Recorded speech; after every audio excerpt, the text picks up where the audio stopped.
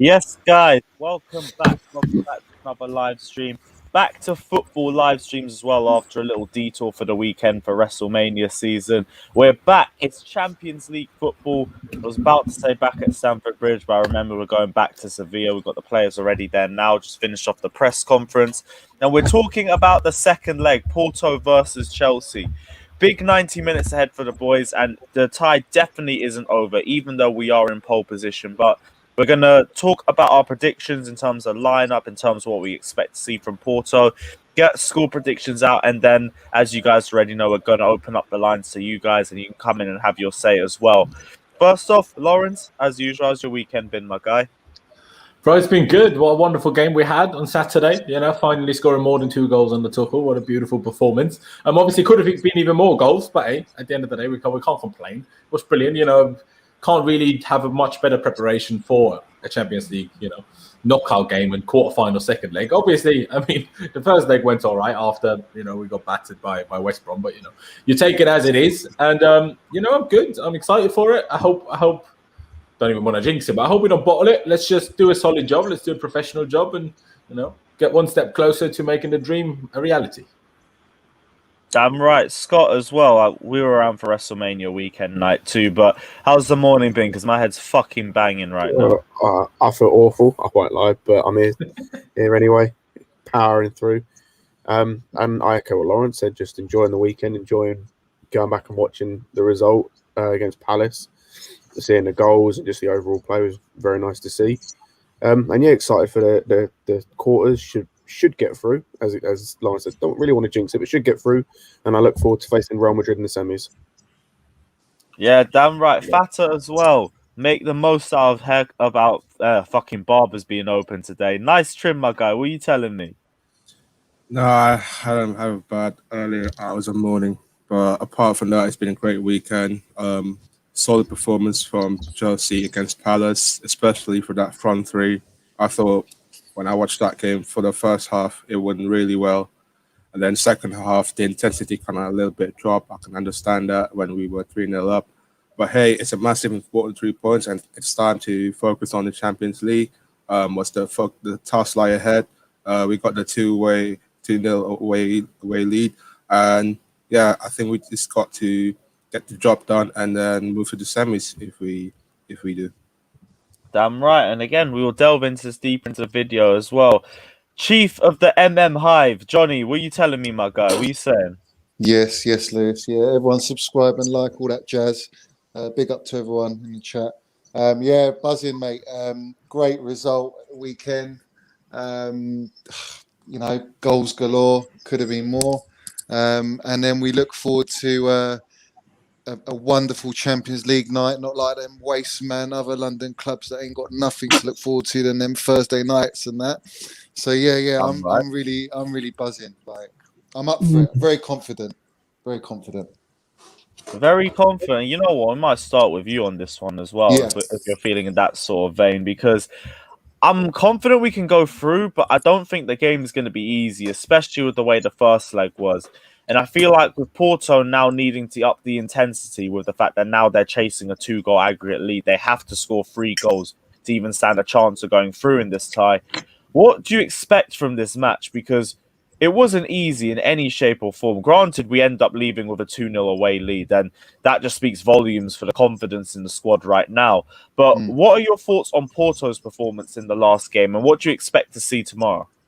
I think what I was very impressed with Porto's pressing on Jovic especially, and obviously in the second half we kind of we looked to go for the wings as our wing backs as the main outlet, should I say?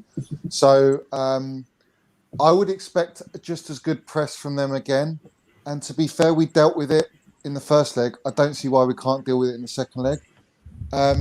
I would stick with Jovic again, and maybe bring on a Kante sort of second half to just settle things down in the middle. And then whoever's fit, I expect Thiago Silva to play this one actually. Do you? Yeah. The only reason I think that is because of the way Porto press, especially in the middle of the park.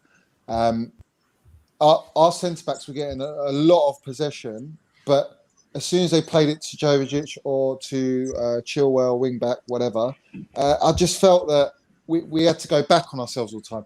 But when you have Silva in the side, he's so good at playing the right balls at the right time. He's calm, collective, and he's got that long ball out to the wings for me. So for that reason, I think I would probably play Silva.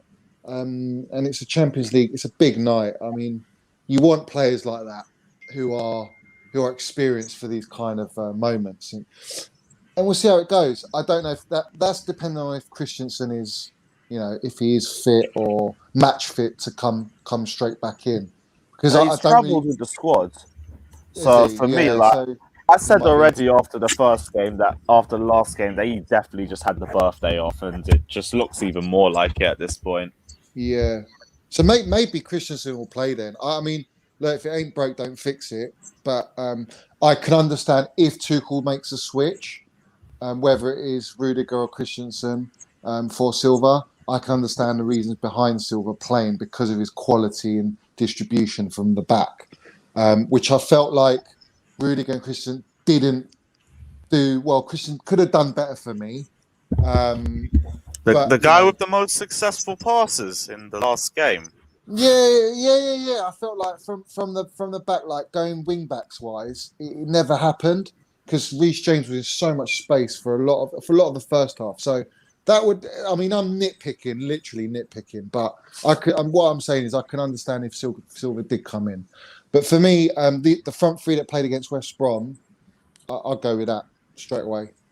I'd have Havertz, Mount, and Pulisic because they look gravy. We will definitely come into the front three arguments a little bit later. Yeah. We'll start with the back three because I am interested in this as well because this is a little debate in itself.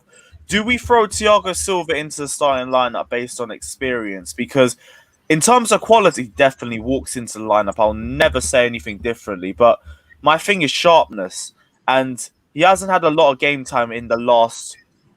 In fact, we're thinking about the last 3 months, if we're being realistic. He came off against Spurs, has been injured ever since, came back for the West Brom game, got sent off in half an hour. Now, we haven't seen him have any game time since. Now, I understand on quality that he would start the game, but in terms of sharpness, and also in terms of chemistry of Azpilicueta, Christensen and Rudiger, whenever the three of them have played together, would it be smart for us to make this move in a match as big as a quarter-final second leg? Lawrence, I'll come to you on this one. Well, I think it's a really tricky one. I think the first biggest question, I guess, is how fit even is Christensen? And sadly, none of the journalists asked about it because Christensen was left out of the game against Crystal Palace on Saturday. Saturday's not that long ago. Like, the game's only on Tuesday, so there's not that much in between. And if he wasn't even fit enough to be on the bench against Palace, personally, I would be very surprised if he's fit enough to start. He clearly is fit enough to be involved and be on the bench because otherwise he wouldn't have travelled. But I would personally be surprised if he's ready to start. I know you can say, oh, maybe he was just rested, but then you would have put him on the bench. Like, we didn't have another centre-back on the bench. So it didn't scream, oh, we were just resting Christensen to me on the weekend.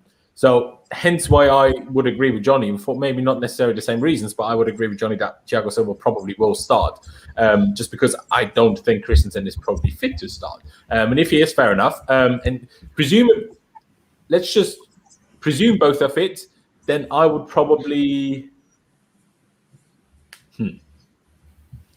It's weird, that one, isn't it? It's weird, that one, because experience... Look at the selection headache. I love this, man. Yeah. Exactly. No, He's gone from being the worst centre-back of the club to now we're saying, do we even drop him for Silva? It's mad, but go off. Yeah, no, that's exactly it. Like, on performance, on form, you'd pick Christensen, especially how the West Brom game went for Thiago. I know it wasn't necessarily his fault, and, people put him into trouble for him to get those 2 yellow cards, and the second one, in my opinion, still wasn't one. But still, it didn't exactly go well for him, and he hasn't been able to regain any more match fitness since then, since his injury, because of that red card. So hasn't really gone well, but experience at that level. Obviously, Aspie made a Champions League semi-final previously with us in 2014, but it doesn't hurt to have someone that experienced in, especially when you're going into the game, essentially just making sure you don't lose, or making sure you don't lose by more than one. Even that, like, be all right. Like, but I can't really decide if they're both fit, but like I said, I just presume that Christensen isn't fit to start, so it will be Thiago, and obviously Mendy in goal. Yeah, Mendy in goal. That one just speaks for itself. We weren't going to go too deep into that. Scott, what were you saying? What's your thoughts on the back three? Who do you want to see start? I think the thing with this talk of sharpness in terms of with Silva is, are we not going to end up having this conversation for the next few games? Because if you look at our next few games after this Porto match, they're all fairly important. You obviously got the semi-final at the weekend. We got next in the league, Brighton. I think, and we got West Ham after that. So that's 4 games, all of which are important for different reasons. And you're looking at going, well, we're going to need to put him back in the team eventually because he is our best centre back. As much as Rudiger and Christensen have stepped up, I still think Silva's our best centre back. So I'd say you stick him in this game. And for me, what I'd like to see to sort of counteract maybe a little bit of lack of sharpness is go with 3 in the middle. I'd like to switch up a bit and go with 3 in the middle like we did at the end of the first leg, because we know how Porto, how they pressed our midfield, how they worked our midfield, and I thought that once we went into 3 in midfield, it worked better. And they've got their most influential midfielder back as well for this leg. So I'd like to see a bit of a switch up and go 3 in the midfield to counteract the possible lack of sharpness from Silva. Okay. Fanta as well. No, I think Lawrence wants to speak. Go on, Lawrence. Lawrence was saying something, but he was muted. Yeah. Oh, Lawrence, go for it. Muted myself, I forgot. Just in response to what Scott said, but by that logic, if presuming Christensen is fit, don't you just start Christensen? If you're going to change the whole shape to suit Silva's possible lack of sharpness, shouldn't you just not start Silva then? Oh, I'd still go 3 in the middle, 3 in midfield anyway, regardless of who starts. Okay. But I'm saying just because I feel like it would balance the team better and it would allow us to deal with their midfield a lot better than we did in the first leg. But yeah, I just think I think Silva has to come back in eventually because, as I said, he is our best centre back. I know Christensen has been as good as he is, and I know Rudiger's been as good as he is and whatnot. Even Zuma at the weekend, but I still think Silva is our starting centre back in the middle at least, and we still haven't seen. I think we've seen 1 game where Christensen's out wide, so that's still a possibility of happening. I know Tuchel spoke about wanting to do that in the past, but yeah, I want Silva to come back eventually, and I think this is probably the best chance of him doing it and seeing how sharp he is. Because City doing that against City is a stupid idea. Doing that against Brighton, you could do. But then it could all go wrong as well. And then West Ham, you really don't want to do that with the form they're in.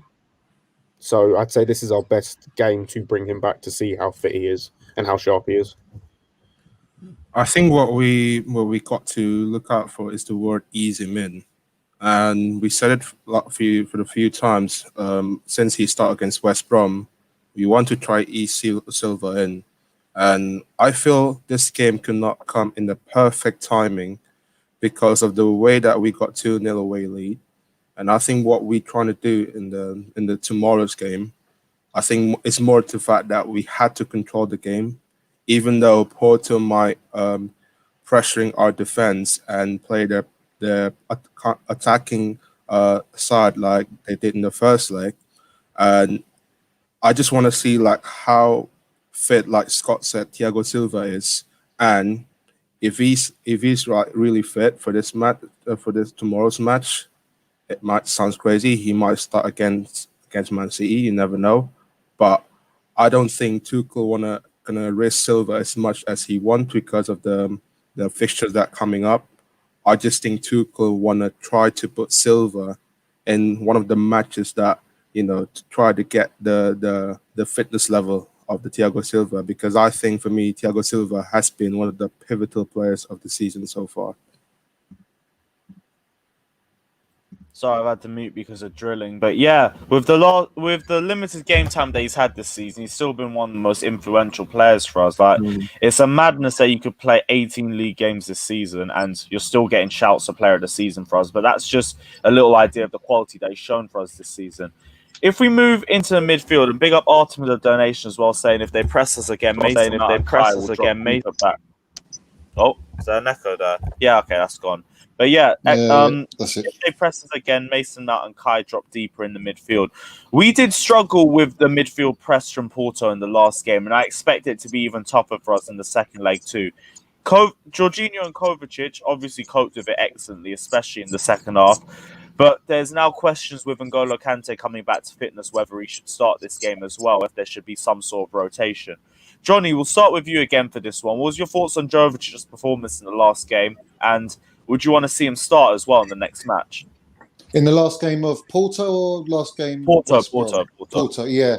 I mean, look, whenever you press Jovicic, you always have this problem with them. But when they do break the press, they're amazing for us. So I don't know what Tuchel's thought method is going to be, because if you go into this game, you could arguably say put Kante in to keep it solid and break anything that Porto are trying to do. But when Kante gets the ball, his distribution is not as good as the Jovicic pivot. I know it worked well with Atletico and previous games. I think it was Kante Kovacic, wasn't it, in the second leg? So it can work, and it worked for Liverpool with Kante and Jorginho. I don't know how match fit Kante is, because for me, when he came on, I felt like he was maybe not half a yard, but he was slightly off the pace. So I don't know if he goes into this game. I trust what Tuchel will do. If it was me, I'd probably I don't know, man. If you want to shut up shop, so to speak, you maybe play Kante. But I'm happy with anything he goes with, to be fair. I'm just thinking ahead of the City game as well, because do you play Kante against the City? I'm not so sure. I think you've got to play Kovacic and Jorginho for the City game. So if you're playing them tomorrow as well, fatigue's going to creep in. So I'm not too sure, but yeah, I would probably go with Jovicic, to be fair, more than likely. At least for the first half and 10 minutes into second half. You've muted yourself, mate. Sorry, drilling is fucking pissing me off, man. I have to mute this all the fucking time. It was the same thing on the last stream. Anyone else think anything differently to Jovicic starting? All right, Scott, cool, go for it. That will come to you as well. For me, as I said, I'd start free in midfield, but I wouldn't have Kovacic playing. I think in the last game against Porto, he was, I won't say awful, but he wasn't good. Like, he had the good moments in terms of, like, he beat the press, but his distribution was shit. Like, it was genuinely awful. Every long ball I saw him try was overhit. His passing, like, just short passing at times wasn't brilliant, or it was always backwards.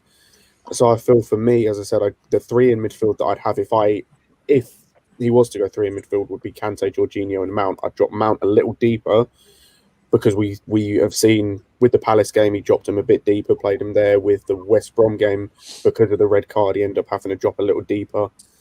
So I'd have Mount drop a little deeper, so you have that solidity in the three. And then Kovacic I wouldn't play, just because I didn't think he was that good in the reverse leg. Jorginho has the distribution at times, even though the press kind of hindered that in the reverse fixture. And Kante's just the ball winner that I think will disrupt their midfield three perfectly, to the point where it will stop them having as much success as I can foresee them having if it's just a two and it's Jovicic playing. Because I think you saw in the reverse leg, they were a better team. And even though we stopped them having a lot of the ball in the centre, they still created quite a few chances. So I think having Kante in there should hopefully stop that. I think the question is, after what Tuchel just said in the press conference about Kante's fitness, that I mean, who knows whether that's true, but Tuchel at least said he will only decide tomorrow morning whether Kante starts or not. Because first of all, he has to see how Kante is today in training and how the others are today in training. And he made a fair point. He's like, do we want Kante to start, or do we want to guarantee that he can finish the game with there at least being a small possibility of an extra time? And if Kante starts, he cannot play 120. So there is a case to be made just from that point of view. Don't start him. We're probably going to be fine enough for an hour and then bring him on. And then hopefully we don't need extra time, hopefully, right? But then just give it that extra solidity in the second half, because I was very convinced, like Jester in the comments, that we would play Kante Kovacic as a midfield two, because Kante Jorginho, my bad, as a midfield two, because of the sub against Palace. It just seemed too planned to bring Kante on for Jorginho after exactly an hour, give Jorginho a rest, play Kante only for half an hour. It just made too much sense that they would then start together tomorrow. But after his comments there, I feel like it will be Kante and Kovacic again. And then, I can't talk today. Jorginho and Kovacic again, my bad. And he'll bring Kante on. Just because it edged it like that. Obviously, if like Johnny, you want to think about the City game with that as well. City's a tough one, because it's like, do we try to go toe-to-toe with City, then play Kante and Jorginho? Kovacic and Jorginho.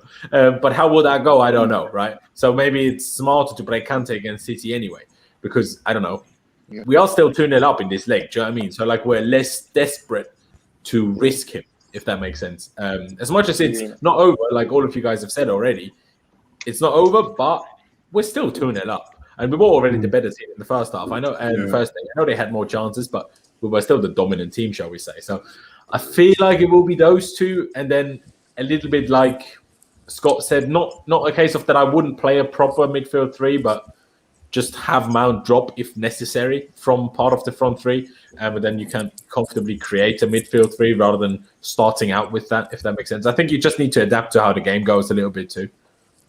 And don't forget, Kovacic also picked up a yellow card in the first leg. So if he gets another yellow card for this game, he's going to miss the semi-finals, the first leg. Doesn't it reset after the quarters anyway? I have no idea.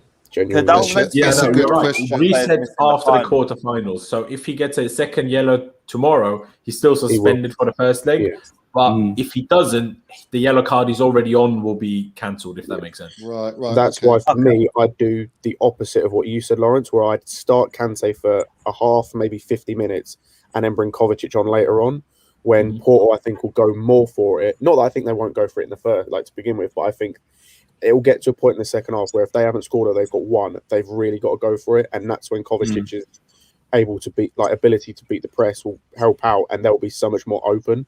And so you end up playing Kante for 50, 60 minutes to test his fitness, and then you bring Kovacic on when the game opens up a little bit more. Yeah, it makes sense what you're saying too. It would just be so helpful to just get a goal in the first half, because it kills the game. Oh, yeah, absolutely. Yeah, and absolutely. you could make the case that we're more likely to score if we have Kovacic on the pitch than if we have Kante on the pitch. But again, I totally don't know. After I the have first no leg, problem with what you said if we do that. Sorry, go on. I would say I don't know whether that's true or not just after the first leg, because I just think Kovacic didn't offer a lot. Just the link up between him and the front three was awful. I think they. But then again, his long passing passing against Palace was brilliant. So he might have just had an off I day. didn't see that game, so that's fair. I think they didn't expect the press from Porto like that, and they struggled to adjust in the first leg. But I'm cool with Kante playing as long as Tuchel thinks he's up to it. Then I'm down for, like, because we don't really have to go at them. Like, we can kind of like tuck in nicely, break their press, break their play, and try and hit them. So yeah, and just control our game basically. Yeah. So Kante might be a better option for that. It all depends on whether Tuchel decides. I'm always worried about Angola with the press, and that's always the thing that gives me reservations. I was saying this on the other stream as well. Like, he can break up play amazingly. It's just the ball retention is not there anymore when it comes to him. And I'll give him credit for the Atletico Madrid performance, because I really didn't expect that sort of performance. But same way, I need to see consistency from him, and we just don't see that enough. And even with the Atletico Madrid match, I mean, their midfield was absolutely terrible in the second leg. It was very easy for us to try and maintain control in that area of the pitch. Low-key, I don't know if he'd start this match or even the Manchester City game for me, because they're both really strong pressing sides, and we've seen how much N'Golo Kante struggles when he deals with a pressing team. So for me, I'd go Jovic both games, and I understand why you'd want to see N'Golo Kante start, and it's not to say he's a finished player. Like, there's still quality that he offers us that no other midfielder does offer.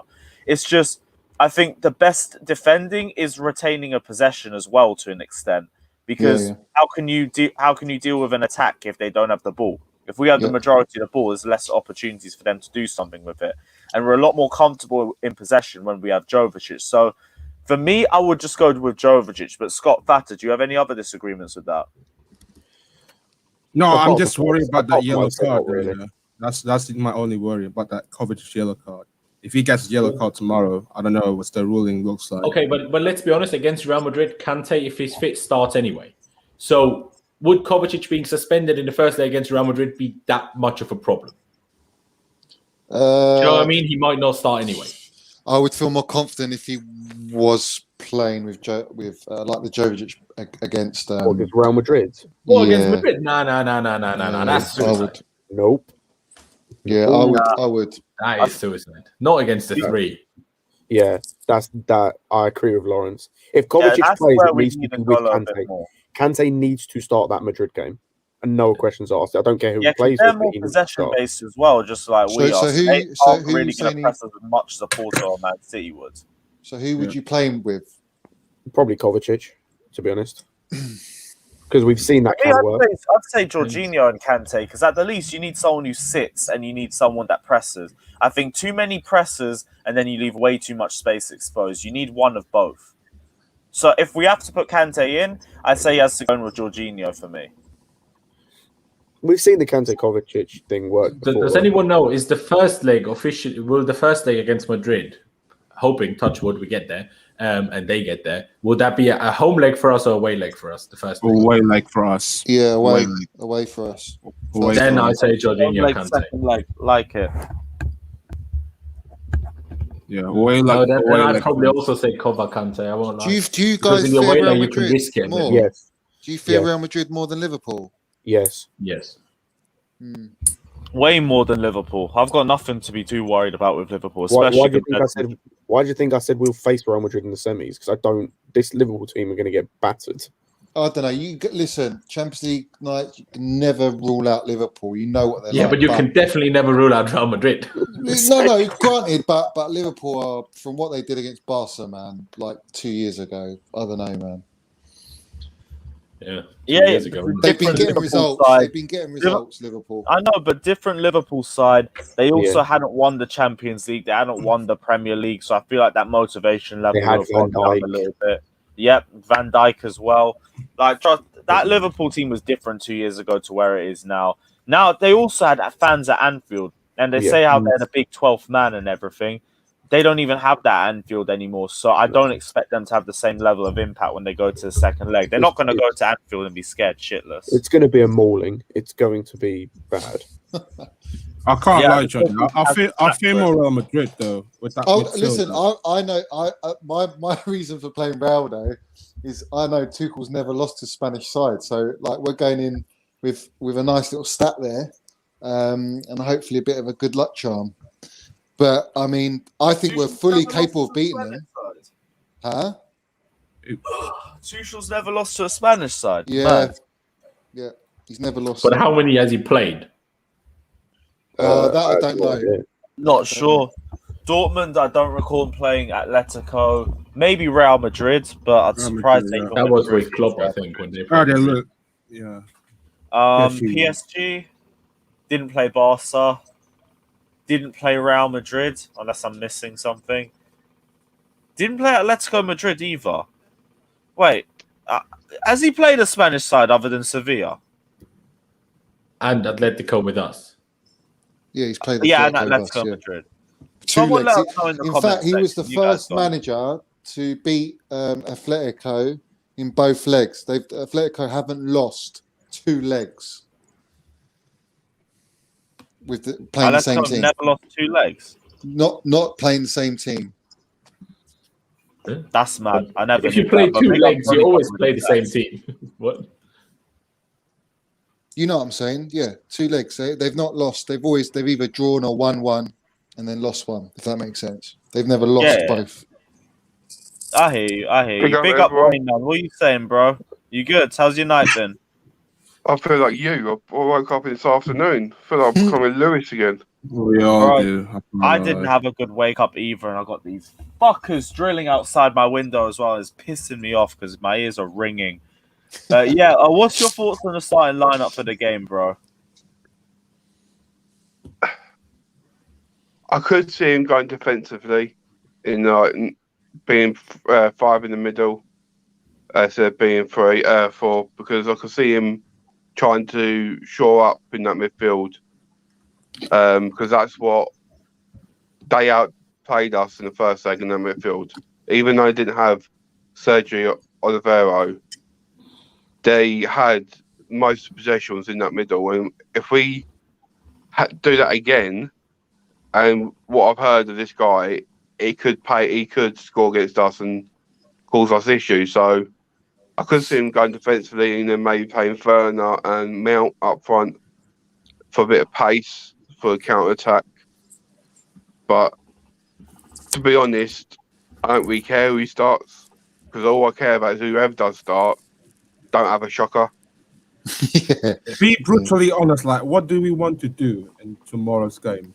Are we going to sit back, or are we going to... No, we won't. I don't think we're going to sit back. We might be a bit more defensively minded, but we won't sit back. Yeah. We'll just be tight. All I want is a bit of solidarity in a team, and I think it could be very similar to the Liverpool game. Go on, Lawrence. Yeah. Go on, Lawrence.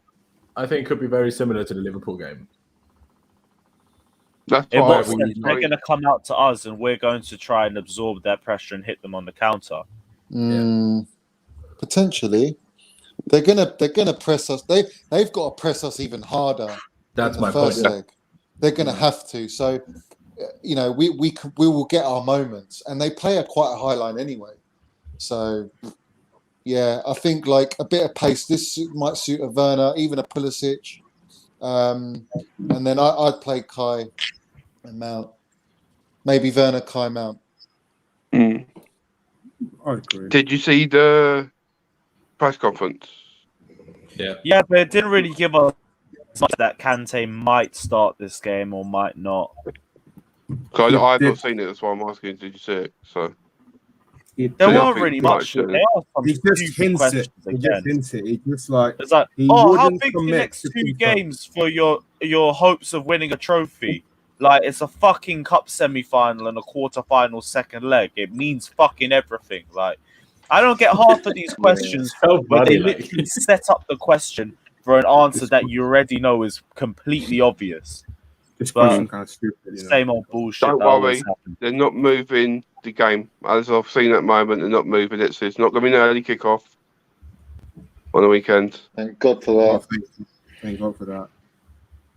And I've got a little notification. You know, the central defender we signed who's supposed to be next Virgil van Dijk. What? He Mbuyamba? hasn't played yet. He's in the squad for the under-23s tonight, live on the Fifth Stand Up and on YouTube. And he's supposed to be playing.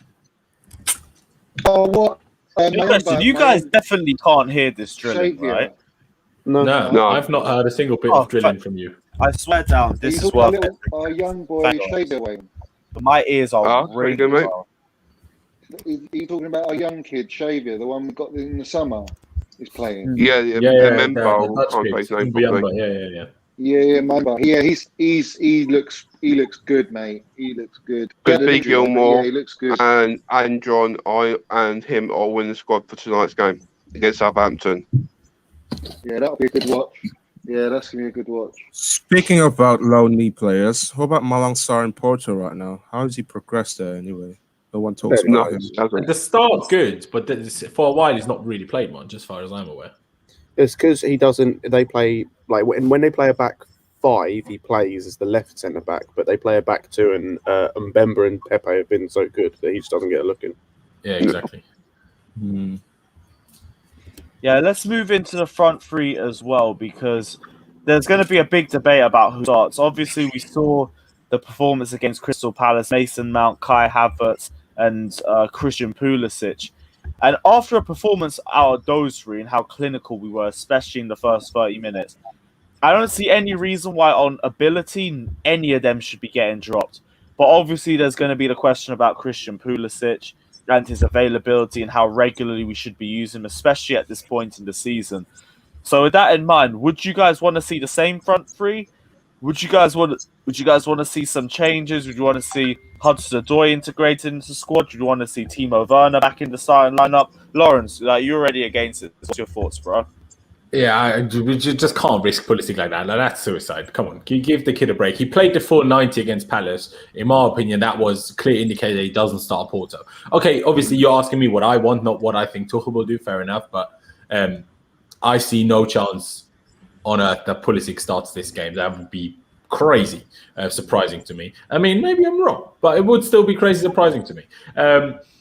Now, what I think Tuchel will do is play Werner up front. Like I said, I just see it like the Liverpool game. Play Werner up top and just punt those long balls. Just punt them a bit longer and further than last time, so it's not in the air against Pepe, but Werner can just run past him, ideally. Mount obviously starts. It's just a question of who's the other one, because I could see Tuchel playing Ziyech. I mean, he's played a lot in the Champions League. He's played him against Atletico in the second leg as well. Wouldn't be surprised if he does it. Would I like Callum in there just for a bit of extra pace? I wouldn't hate it. I don't know. Kai Havertz is another one of those that I don't want to overplay him. Do you know what I mean? Like, he wasn't great against Porto last week. He really wasn't in that false nine role. So I'm like, just save him for City. I feel like just save him for City. My opinion, what I would do is play Conor Stoy on the left, because they can be defensively minded and help out whoever's on the left hand side. Right hand side, Mason Mount, so he can be the same. So we've got that defensively structure there as well. And up front, like a Werner or a Kai Havertz, who can then link the ball up further up. But he's got a. I just hope we don't play Alonso and Werner on the left hand side, because then we'll ask for trouble. Hell no, Yeah, but I we was haven't even done the hearing wing back. shouts of people saying Alonso to start. Would you start Chilwell? Is that what you want? Yeah, obviously. Yeah, Chilwell has to start. Has to start. Last two games, he deserves it. He's played well the last two games. It's a bit headache. I can't lie. In terms of Pulisic, yeah, I agree. We shouldn't risk him a lot, and he's already played against Palace. I think he was playing full 90, if I'm correctly, full 90. So I think what we have to look out for is how fit Pulisic will be tomorrow. But if it's not, I think what Tuchel going to do, I think he's going to save him for Man City, because I don't think that he's going to be necessary for this match, unless he's coming from the bench, like a 10-minute, give him like a 15-minute, just to give a bit of fitness, a level of fitness that Tuchel wants to. But apart from that, my preference of front three. It feels kind of like that Werner should have started this game, and Ziyech as well, because I just think with the news that circling around Hakim Ziyech about the rumors he's going to leave Chelsea, I just think we need to, to keep the Ziyech happy in this team. And yeah, I will not be surprised if Ziyech starts tomorrow. Do you think it's a case of keeping Ziyech happy in this team? Because we had a stream earlier today. We were talking about Hakim Ziyech, and apparently there's rumours going around that he's already been told it's in his best interest to find a new club for next season. And I wanted to gauge everyone's thoughts on that. Lawrence, we'll start with you as well. What are your thoughts on Hakim Ziyech allegedly being told to find a new club for next season? And with the club already looking for potentially a winger in the summer, looking for a striker, looking for other areas in the squad, obviously we need to sell in order to buy, because that was one of our biggest problems last season, that we brought players in, but we didn't sell enough players too.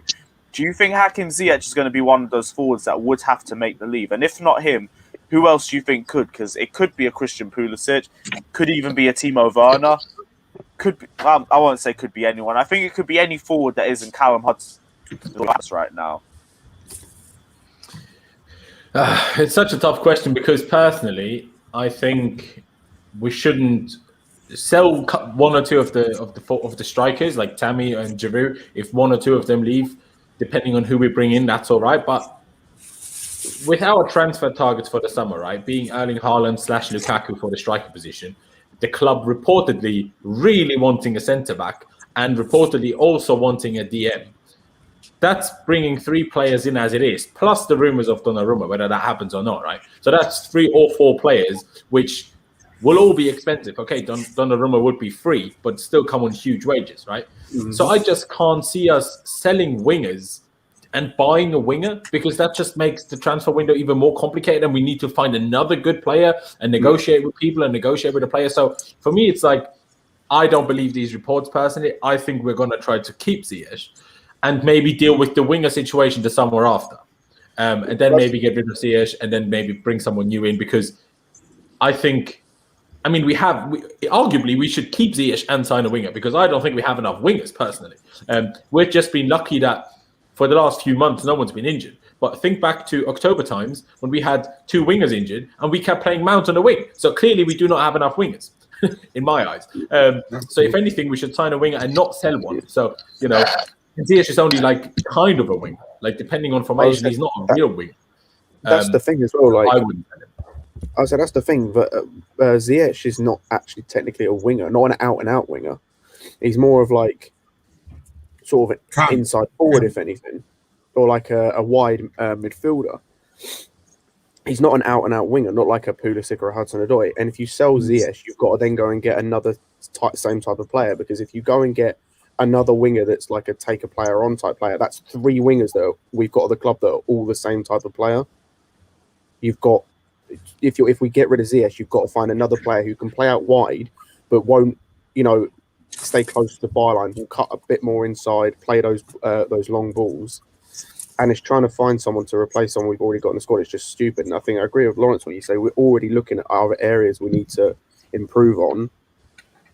Like DM we need, striker we need, centre back. We don't really need unless it's a top centre back. So yeah, there's no point in getting rid of him. And like for me, if we're playing a proper front 3 tomorrow, I'd start Ziyech. Probably along with Hudson-Odoi and Havertz. But yeah, I don't see the need to sell him. It just doesn't make much sense to me. Thing is with me, I think about it. Just because someone put it in the chat here, Tyrese, saying we have a lot of players on loan to sell. Exactly. Sorry, I kind of misread it, because I thought you were getting at we have a lot of players on loan. The slight problem is we have loads of players on loan, but none of them are wingers. Like one position that our academy hasn't produced anywhere near enough over the few years is a winger, because the only real winger we've produced is Aswa Kalamat's. Name me another real winger that come from the academy. No one really. You had Masunda, and he's been out for 2 years. So and he's only kind of academy. Do you know what I mean? Like we brought him in a bit like Christensen. Oh yeah. He's like technically an academy prospect. Yeah, we don't really have a lot of wingers, to be honest. We focus a lot more in the central areas of the pitch, the more you deep it. I've got one. We've got Victor Moses on loan. Victor Moses? Yeah, he's still on loan. If we need a right wing back and we want to turn Callum Hudson-Odoi into a proper left winger, Moses is a backup right wing back. Oh my gosh, we are not calling for Victor genuinely Moses. Not the worst idea I've ever heard. Oh my days. No, obviously only as a backup, right? But people need to deep this now. If we want to play Callum at left wing consistently and we stick to the same formation, we need to buy a right back, because Aspie keeps playing right centre back. So Reece is our only right wing back unless we play Callum there. So if we want to turn Callum into a consistent left winger, then we need to have a different right wing back. So, let me put it to you this way. Moses is still on the Chelsea card. I think so, yeah. So loan at Spartak Moscow. 2021, 2022, and he might win the league with fucking Victor Moses in the squad again. Oh my days. All right, Johnny, what's your thoughts on the front 3? Mason Mount and who else? Because we know Mason's already getting. I think for a game of this importance, you've got to play Mount. And in an ideal situation, right, we score a goal in the first half, we go 3-0 up, then depending on how the rest of the first half goes, second half, start second, I would like to take Mount off, or any other important, maybe bring on a Kante in midfield in the pivot, just to shore things out, and just bring on like an Odoi or a Pulisic or whoever, really. Just take Mount off and rest him for the City game. For me, the City game's not the priority. Tomorrow night's the priority. So I would go all out tomorrow, get to that semi-final. It's worth way more for me anyway. I'm not saying the FA Cup is prestigious, but to get into a semi-final of the Champions League is so special. Front 3, I just love the way Havertz holds the ball, man. He's so composed up front. and he's dangerous. He's just dangerous. That goal, his first goal he scored, the second one he almost scored. I think in a game like this, and I'll probably play Werner because I think Porto will give us not a really high line, but there'll be space for Werner to run into. Rest Pulisic. For me, Ziyech, he's got to prove it to me. I'm not convinced with him. I know he's got a beautiful left foot. Like there's no debate on that. But it's not enough for me. The way we play in this formation, I just don't feel it really suits him. The only way I'm comfortable with Ziyech playing is if Reece is playing right wing back. That's the only time I'm comfortable. If you've got like a Doy right wing back, I'm not feeling it. I just feel like Ziyech does in our front forward line. He's the only player for me that's got a deadly ball in him from anywhere really. So for that reason, I wouldn't sell him. I wouldn't sell Ziyech. I'd keep Ziyech, but it's about finding. I think you just got to find a chemistry between everyone because right now, for me, last game we saw chemistry. We saw Mount, Havertz, and Pulisic all working really fluid together. So that might be the start of something very special. And then I don't know. The others Werner's got to step up with putting the ball in the net. He does everything else really well. So I'll probably play him for the Porto game and rest Pulisic. That's the way I look at it. Yes. All right. Wayne, you're talking about Ziyech. Colin's opinion of this, but I don't think we'll sell him because he's been part of Tuchel's. Even though he's been on bench, he's still been brought on. He's still been doing stuff with him. But there's players like Giroud, Abraham, Emerson, who's not got a look in under Tuchel under his time. So to me, they're probably the ones to be sold or got rid of, or said, "I'm not in the Tuchel plans." Ziyech has been in these plans. He's been playing games, coming on. So I can't see him going special. anywhere. He does offer something different for me that we haven't got in up top. And I think I just hope we don't struggle to sell everyone, man. We've got so many players to get rid of. Your Bakayokos, your Drinkwaters, you know what I mean. You got Emerson. It's like, who's going to buy them? You can easily get buyers. That's the problem. Isn't buyers. The problem is what you want to sell them for. Well, that's the thing. Yeah, that's true. Because buyers will never be the problem because you'll always have a team that wants a player. Like for example, let's just take if we look at who we've got out on loan at the minute.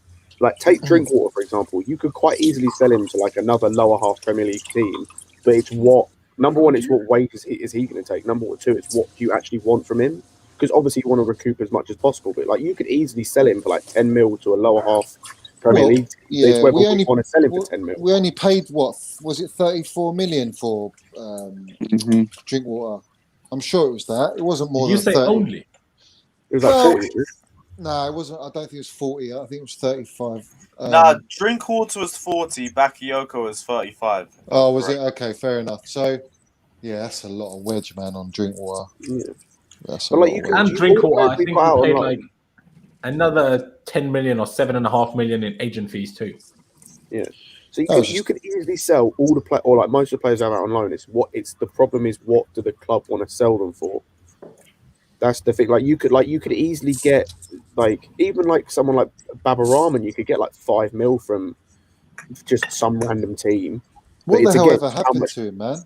What happened to him? Just didn't play. Never given a chance. He's currently on loan at PAOK in Greece, by the way. Yeah. Don't know what he's doing though, if he's playing or not. But Jamie, fam. Oh my god, Jamie. We've got easily 100 million there, easy, and the rest to bring back in from sales. And don't forget, you got Barkley, Loftus-Cheek, Batshuayi. Batshuayi? What? Yeah, Batshuayi. Just talking about who we've got to sell. Who to sell? But there's Batshuayi, Bakayoko, Drinkwater. We could all get a decent amount for. Would you sell Loftus? Would you sell Loftus-Cheek? No, I've already said Loftus-Cheek needs another loan deal for me first. Then we'll see him back to his full best at that point. I agree. I don't think Loftus-Cheek might be need 2 or 3 years to be on loan before he come back to his best. If Fulham stay up, give him another loan to Fulham again? Or try to get a better one if possible. A better loan deal for me. Yeah, I agree. Someone, but will he play I'd as bring much? him back, but that's just me. Would you take him in Arsenal though? No. What? No. Would you take him to Arsenal though? Send him to Arsenal? No way. Who's He'd make him mad? so much better. He'd make him so much better. Who? No way. Loftus-Cheek. Loftus, yeah. I kick fodder for that statement. Like, what is that? Just for even seeing him in an Arsenal shirt. You must be crazy. Get out of here, man. That made me sick. Disgusting. It's outrageous. Speaking of an Arsenal shirt. Fatter, that trim's got to your head, mate. You shaving too hard, bro, on that shit. Oh, you got to be trolling, man. I've dropped Tomori's leaving. To be fair, no one's mentioned Tomori. For anyone who wants to get involved, jump in and let us know your thoughts on the Porto game. Who you guys want to see start? Anything that we haven't discussed as well. Let us know what you guys are thinking. We already got Jesters and Chris in here. Jesters, what are you saying, bro? Big up, Jester. Come on, bro. What's going on, guys? We're all good. Do you say you could hear the drill? I can. I put my headphones on. I've got Dolby on them, and I could hear the drill in the background. Well, then take the headphones off. Well, I have to have the headphones on, or I'm going to play them through my speakers, and it'll get feedback through the mic. I have a boom mic now, so. So, a couple of things real quick. Number one is for the formation tomorrow. Did we ever discuss wing backs at all? No, we didn't. I just think it speaks for itself, personally. Yeah. It's got to be Chili B and RJ, right? Yeah. Yeah. There's no shout for Alonso or Cho to play wing backs. Everybody's cool with that. I can't see that. The thing with me with that is, like, we saw even with Reece James and Chilwell, there were times number one, you saw how high Zanussi was getting on the left hand side, and having Reece there meant that he was nullified. Whereas having Callum, I think, it offers more space for the Zanussi to get forward. So that just allows them to overload us on that left hand side. And I thought even at times there was the Corona was getting past Chilwell, and having Alonso there is literally suicide. Like that's an accident waiting to happen. I can't lie. I thought Chilwell played well on that first. Oh no, he played well. I'm not saying he didn't play well, but I'm saying there was, even with how well he played, there were still times where Corona got past him with a bit of skill or whatever. And if that's Alonso, that's happening at least once every 5 minutes. And my only question is, are we going to play a target man up top to beat the press with long balls? Nah. So are we going to play Giroud and have Werner play off Giroud with Mount on the other side? We don't need someone tall up to play against Poor. We just need to counter attack. Why would we want to risk Giroud though in this game? Giroud didn't do anything in the last game for me. I'm not saying It would be a field day. Why would we want to risk Giroud? that's not my lineup, but I'm just trying to pose questions so we get some conversation rolling. I would put Werner, or I guess, sorry, Matt. Lewis, you're rubbing off on me now with the poor names. Werner and Ziyech. Werner, Ziyech, and Mount is who I'd have start, just because you have to have some rotation in the squad. Although Ziyech for me is a little bit tenuous because his ball control has not been great when the ball comes in. His defensive work. Yeah. I think that's why for me. Crap. Nah, I disagree with that. I think he works hard, but you just can't control the ball. Yeah. I think that's why for me you have to play either Giroud or Havertz, because you can't have a front three of Ziyech, Mount, or Werner because no one's holding that ball. Like all three of them are trying we to didn't make against Liverpool. That's exactly the front three we played against Would you Liverpool. guys start That's Werner? why I'm thinking. But I'd say Porto's defense is better than Liverpool's was, and I don't think, even though they will attack, I don't think they're going to be as outright like all guns blazing in terms of their backline getting so high up as Yeah, they Liverpool might did. not be. They might not be. Like I don't like Pepe will marshal that defense well, and that's why for me I at least want one person who can hold the ball up. For me, I'd like it to be Havertz, but I can hear an argument for Giroud, even though I think he did nothing in the first leg. Yeah. Just quickly before I let all of you guys go at it again, I'm gonna be off. I'll see you guys on my stream with Lewis in about an hour. So have a good time. Everybody subscribe to Lewis. Do that right now. Smash the like button. We have 240 people watching, so everybody go and smash the like button right now. Subscribe, and I'll see you guys later. Cheers. Nice one. Last See you later, Lawrence. See ya. I've got to shoot as well, guys. So, no, Wayne, Oh. you take care. Big up, Wayne. what's up, everyone? See you later, mate. Would you guys Go on, start Chris. Werner? Yeah, that's what we said. I think we Say should that again? start Werner. Yeah. I think You want to I see think Werner you- start because Yeah, I yeah, was yeah. going to Somebody there's to a win lot time. of questions since the last game because we've all been saying we play better with Timo Werner, but we've just had our most dominant performance under Tuchel without Timo Werner. So now there's a couple questions about that.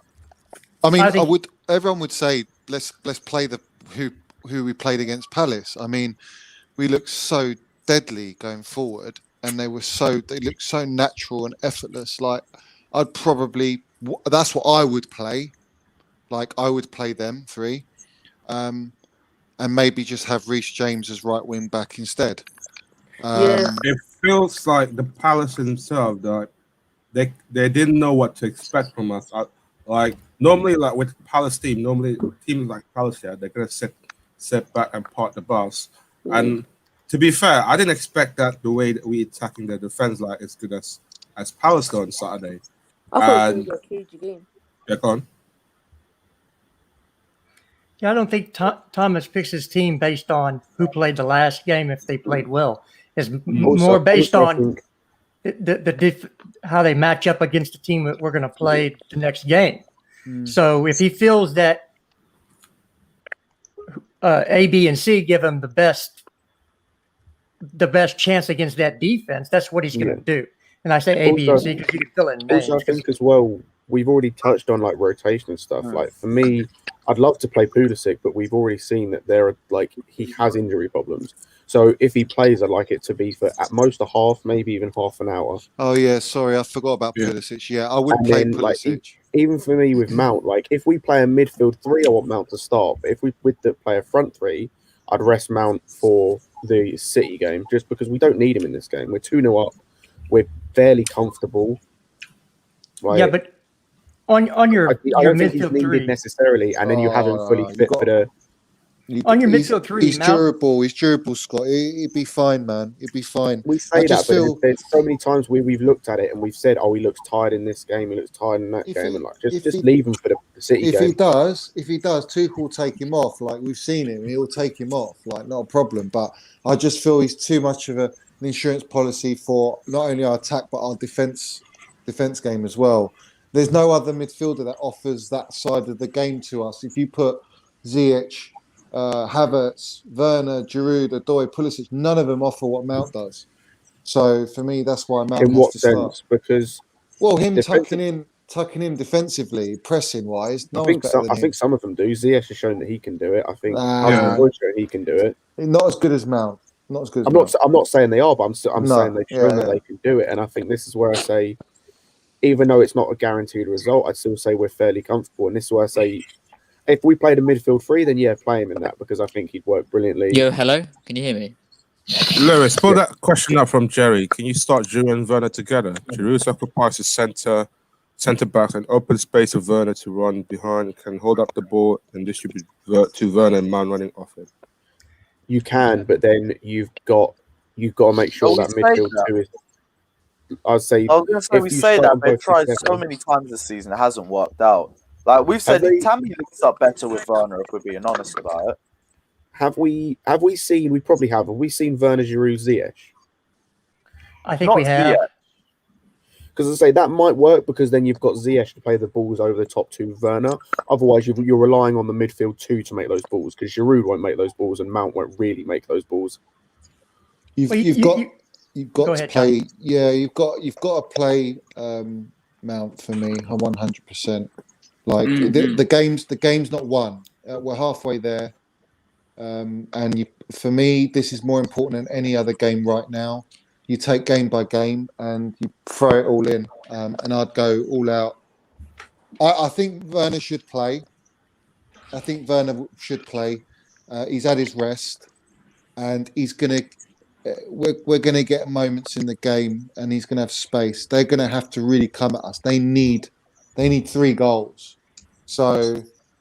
Yeah, they're gonna have the They only pressure. need 2 goals. Actually, they don't need 3 goals. Well, They only you know, No, they need 3 yeah, goals. They need No, three they to don't. They need 3 goals to win. Like they can, if they score Without 2, they extra can take it time to and all that. penalties. But The they'll still two need to keepers. score. 2 goals get you to penalties. So, Yeah, but no one wants But then Why penalties. they would still you need want to to win go penalties? No, They- we're not they- going penalty. and they Do you might be guys think playing for Zuma that. might start with the No. two centres, the No, strikers like that, Marega and Taremi? If Marega was can I- playing, then yeah, but Marega won't be playing. Do you think Zuma might start with the two centres? Oh, Echo. Look, you got Echo. Mount is shit, brother. Mount is such What? a dead ball. Oh no! Oh, you got a troll in here, Is brother. there a rival in here? Relax. We got Clearly Troller a here. troller, bro. I think it's a virus, man. Is it a virus in the stream? Who Look, said you got that? Echo. Is Marega It's suspended? the then? guys. I think it's the Mount. Eto guy. I'm not sure. All right, Craig, go jump on, man. Oh, it's Oh. Eto. Okay, it's Eto. It's not. No. I just want to hear depth behind the statement, innit? Like, if we're gonna say, I want to hear why. Well, it wasn't me. Please. That Oh, was you a bit bottled it. late still. But go on. If we're gonna hear Mount shit, why is Mount shit? Don't be a bottle job. Oh, it's bottled. You're Bottled. muted, Now. though. Well, I'm Come glad on, we you're got balling our like answer. Tottenham will. We got our Okay. answer. Are you a who's Spurs speaking fan? this Because you're anyway? bottling this. I can't remember. Lewis. Lewis, we're not wasting time for this. Move on, please. Yeah. Who? Scott, were you speaking before anyway? I want I to. honestly can't Yeah. remember. I'll be real. I'm saying Werner to play. Havertz for me, and Would Mount. you? So the Havertz? 3. Yeah, of course. Havertz. Yeah, got to Albert play. has to Would play. you need resting? Yeah. Who would you Nah, back Would for you you? not- doesn't would you need- not play- doesn't Johnny? need rest. Doesn't need rest. Because I Don't would. Johnny, would you not play? Would you not play Pulisic though? Because after that game, No. No, Is there a Chris, reason? I think we got to be careful with Pulisic. He's played a And- full Yeah. 90 minutes. Yeah, and he's Mm. played only full 90. Put him as So an impact. the last thing that we need now. from Pulisic is another injury again. So because it's near the end of the season, and I think what crying out loud from the fans is like we don't want to see Pulisic get another injury that could rule him out for months. So that's the last thing that we need. He'll play Well- City maybe. I know. I think we definitely need. For the Porto game, for me, we definitely need Kante and Kovacic because they're gonna be all at us, aren't they? They go throw They everything. don't. They don't have the chemistry like Jorginho. No, and Kovacic. what do you mean they don't have the chemistry? You not seen play against us last time? But They played better than I've us. seen Kovacic and Kante whenever they play, other than the Atletico game where Kante. What about the busted. Man United game? To be fair, that one was good, but that's United. What? No, like Yeah, they're they second handled place. it. All Kante had Yeah. to do was legit, and Kovacic were defending most of the time. Other They than handle Kovacic, he got press. out of tight areas. I think that Kovacic and Conte are our best defensive pivot. Yeah. Okay, but you don't want to have a defensive pivot and invite pressure on you. You want to have somebody who can control the game. If we have the ball, they can't score, correct? Yep. Well, And that's Yeah, what yeah, but- but like, But just but my we risk had the is ball with last time Kovacic. and they had chances. My risk That is like with they was Kovacic. pressing us like too hard. Like Jorginho couldn't really get into Yeah. the game. Yeah, Kovacic imagine was out of the imagine game. Kante getting pressed like that. It'd be even Look worse. at the ball away. No. What do you mean? Like, have you not watched Kante and Kovacic against United when they pressed us? Like they Yeah, but handled it not- really well. No, these guys, And even Atletico. these guys will press better than United. They'll be up for it as well. No, for second no, leg. even Yeah, yeah, Atletico. They'll They, press I no, better. can't- Trust me, Kante's I Chris. can't very lie. good. What I Kante's will, very good What? protecting the defense. What I will say is, it's my concern with Kovacic. If he gets, I don't know what's in the rule book or not. If anyone would check out that UEFA rule book, if he gets another yellow card, like, are we gonna miss him for that semi-final, especially like against Real Yeah. Madrid? Is he gonna be that necessary important against Real Madrid? We've already said, I've already said, Kovacic shouldn't play against Real Madrid in that first leg, regardless. What? Nah, You got Kovacic Craig. should play that game. Kovacic should play that He game. shouldn't. Is it because they used to be a Real Madrid player? You're saying? Or? No, it's because Real Madrid's midfield won't press us. Right, they'll sit back. Yeah, they're going to sit back, throw long balls, basically. Tony Cross and their midfield three won't move all that much. And So if you they want do, that it'll be recovery Casemiro from- that moves. You want the recovery from Kovacic's Kante. main strength is being able to beat a press. If the press isn't there, he needs to offer us. He needs to offer the team something else, and he doesn't. The problem with playing a midfield three is who are you going to sub in? Who are you going to sub out in that midfield three? In the first or second? Well, we don't play midfield three, though, do we? No, but we have a question here. If we play a 3-5-2, that's three midfielders. Yeah, that's why I say comes for me, on I'd as play, a sub. That's why for me, I'd play cover. Mount in that midfield instead of those three. I'd play Mount instead of one of them, probably Kovacic, and then you've got Kovacic to bring on later in the game for one of the three. But again, we're talking about semantics here, because if you play a 3-4-3 with Mount playing in one of the attacking positions, he will drop back into the midfield anyway. That's just what he does. So you're still playing in defense a 5-3-2 because Mount will be back there playing defense. We all know that. So it's the same formation, but one's on defense and one's on offense. You understand what I'm saying? But going forward, we play with a front four. When we go back on defense, one of those attacking players will drop in deeper into the midfield to help with defense. I think it's more the positioning of the front 2/3. Like if you had a 2, you'd have Havertz or whoever you have would be slightly closer together. So then the link up plays a little bit better. And it means that the two centre backs have something different to think about rather than playing against the one in a 3-4-3. They'd have to play against the two. Yeah, I just checked the rule. Wait. I just checked the rule book. Exceptionally, all yellow cards, pending yellow card suspension, expire on completion of the playoff. They are not carried forward to the group stage. In addition, all yellow cards expire on completion of quarterfinals. They are not carried forward to the semi-finals. Yeah, so if he gets a yellow card in this game, he's still suspended. He's going to miss the first leg of the other against Real Madrid. Again, if you play a front three of Mount, Werner, and Giroud, which is very possible. When we go on defense, Mount drops into the midfield, and then you have a front two. So when you play the ball up to Giroud, he knocks the ball down, plays in, Werner behind. So it's still playing with a front two on offense when you're transitioning the ball. So I know we all get caught up in formation and well, it should be this formation or that formation, but it's not about the formation. It's about what they're asked to do within that formation. So we play with a back three, but we don't play a defensive back three. We play an offensive formation. So I think we get caught up in the semantics of the formation too much and where everybody's playing.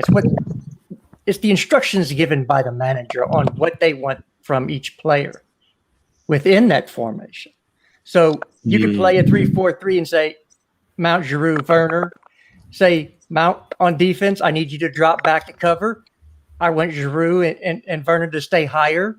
Giroud, the highest, play as a target man and have an easy one, knockdown and behind for Werner. Or you can play Ziyech and say, I don't want you to drop in the midfield. You need to turn off your speakers, bro. Whoever just came in. That was Chris.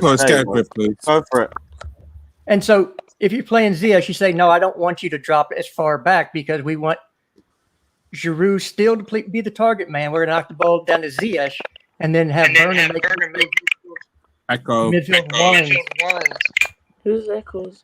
It's just whoever C is. Whoever is, sort it out, guys. Yep. Show some respect. Guys. I think that's so. Then you knock the ball down to Ziyech, play the ball over the top to Werner, who's making a run out of the midfield. That's harder to track. So it's just a way of what tactics Tuchel is going to employ to beat Well, their Burma- press because they're gonna come at us.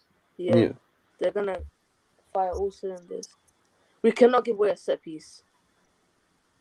To what? That's To what I be think fair, Zuma we should handled play. set piece as well in the last game, so I'm not Yeah, even too worried Yeah. about that.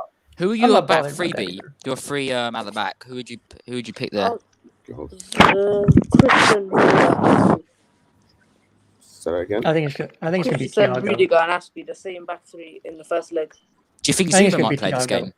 No, it's gonna be Thiago Oh yeah, he's back in there. because Yeah. I Zuma think might Thiago play. I could think play. Zuma might play this game. I'll bring him on, but not start him. if we're talking about out balls, long balls, who's the best center back at that? I would say it's between Christensen and at the center back position, not at the right or left center back. It's between Thiago and Christensen, and I think because of his experience, I think Thiago gets a slight nod over that.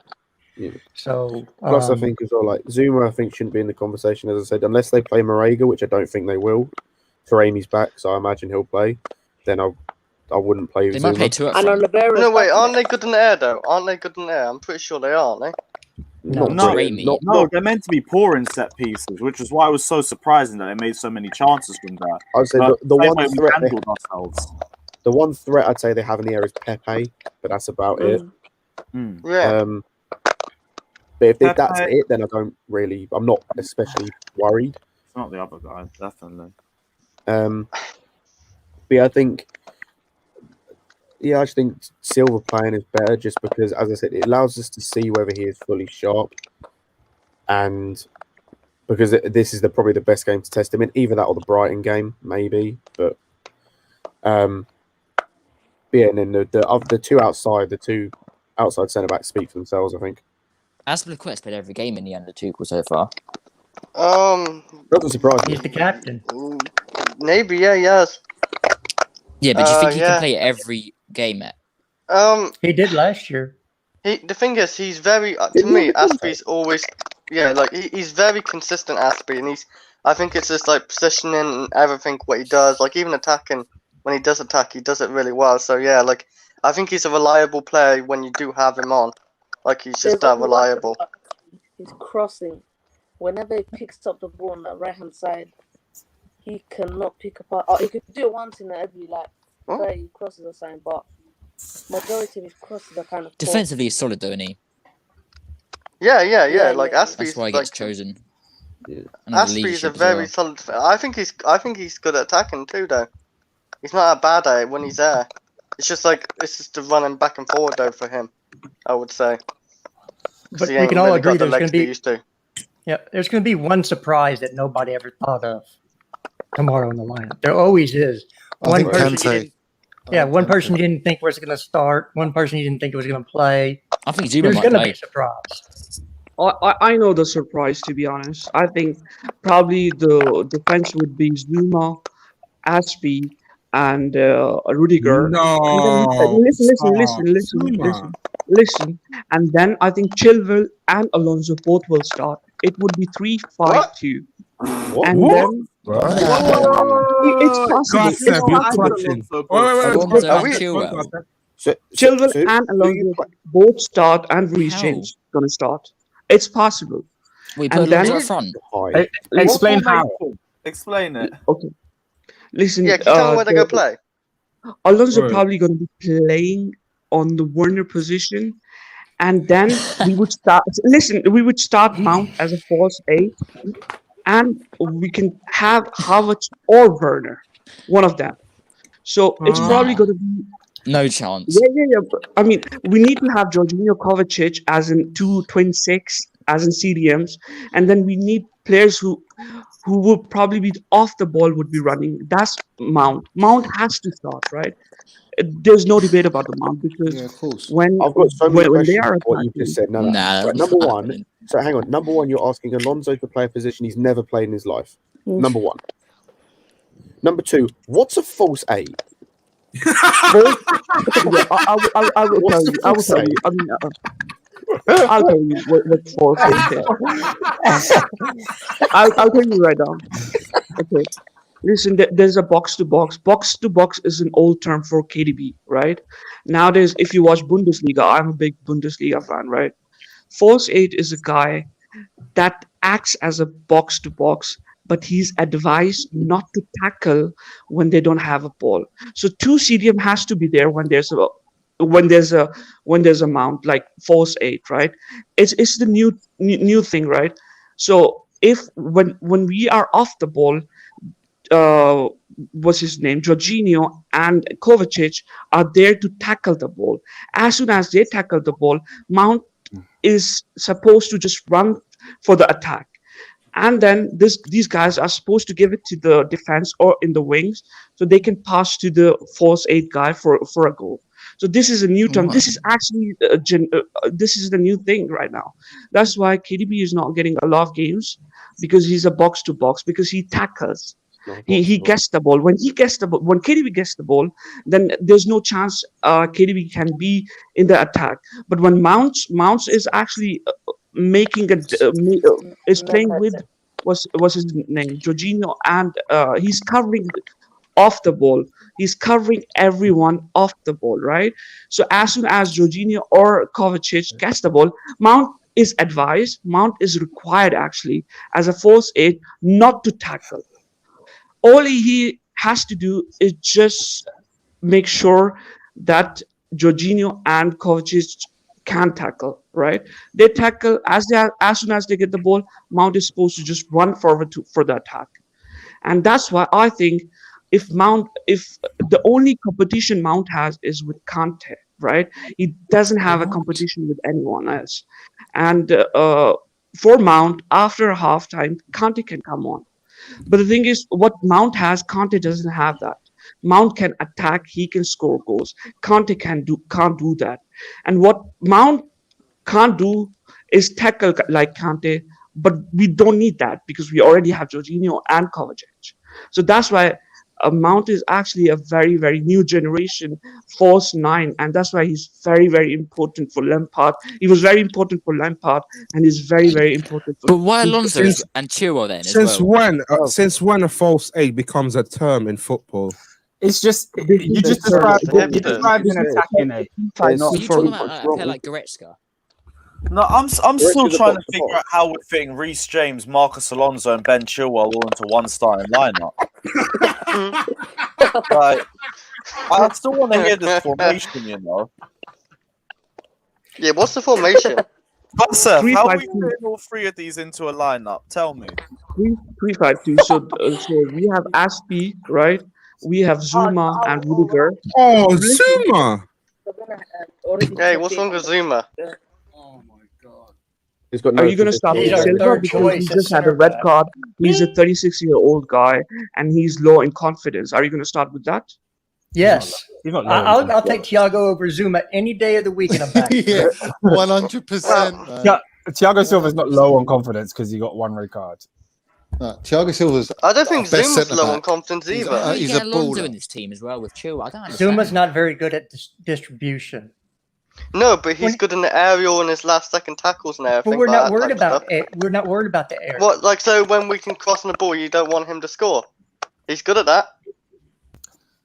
He could be our top scorer this season. He could be our top scorer. He won't be up there. He won't be up there. Chris, he's good at those things, but he's our third best in that central position right now. It's not this type of game. Well, there's a difference between playing Crystal Palace and playing Porto in a European competition. Yeah, exactly. Positionally, he's like we can say as much like how good he is in the air, but it's what does he take away being on the pitch, and he takes away having that positional awareness in the middle, like in that centre spot. And we've already seen it feet. against Southampton. We've already seen it against West Brom. Positionally, when he in terms of having players around him, he's not that good at that, and I don't want a player like that. I don't care how good they are in the air. Zuma's best when he's in a 2 next to Thiago Silva, who can tell him where to be half the time. Yeah, and even then, there's still a mistake in there. So is he? There's a mistake in all of them, though. Let's not forget that there's a mistake in all those centre backs. Go back and watch the West Brom game. Go back and watch the West Brom game. Zuma looked like Stevie Wonder chasing butterflies. Yeah, but don't just look at Zuma in that game because they was all bad in that game. But Zuma was all of them. Zuma was at fault. All of them were bad in that game, yeah. Zuma was No one was horrible. good. Wait, Yeah, how but is he at fault? Zuma was directly at fault for 2 of their goals. I think he was at fault for the Well, first one. Not really. And Like the last no, one. like no. The There last was a one, lot of yeah, errors he in that just game. There sucked. was Reece James. There was Jorginho, even Mason Mount. Sadly, Alonso was there was shocking. Zuma, and Christensen was ball watching too in that one of those goals. It was just a mess in that game. You can't just say, "Oh, Zuma this." So they all had No, put their hands up for that. Chris, I Zuma- agree with you. I completely agree with you. But what my point is 3 of the goals we've conceded under Tuchel have been Zuma's been directly responsible. If we are talking about responsibility, listen, Get Scott. Zuma, If man. we are Why are we talking about talking about Zuma? Yeah, there's responsibility, then definitely no against point. Porto, Rudiger made a mistake and Aspie made a mistake. So They didn't score. They didn't score from them though. Nothing we did came from we the didn't goal concede. managed many But mistakes. my point is they all have mistakes in them, regardless. I agree, but Every player has mistakes mistakes in them. Zuma makes more often than not leads to goals, whereas mistakes from the others don't. While under Tuchel, Yeah, we just have to look at it under Tuchel. Thiago Silva and Christensen are better in that central role than Zuma. I don't think that's controversial. Okay. I wish I could And also- combine all the centre backs together, because then it'd be a complete centre back and perfect. I guess everybody thinks that our 2 6s that we play sit. They don't sit.